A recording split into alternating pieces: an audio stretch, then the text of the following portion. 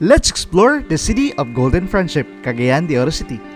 Cagayan de Oro serves as a capital city of the province of Misamis Oriental and the business hub of northern Mindanao, Philippines.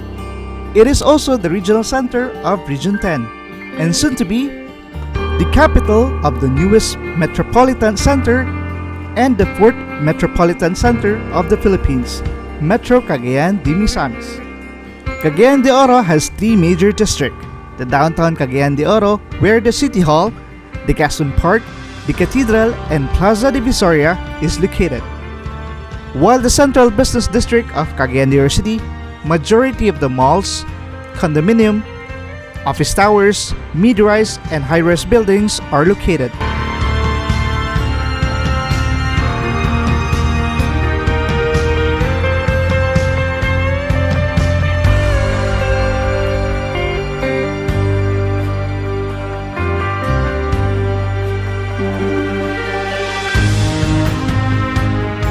And the booming uptown district of Cagayan de Oro City, where majority of high-end subdivisions, mid-rise condominium, and the new lifestyle destination of Cagayanons are located.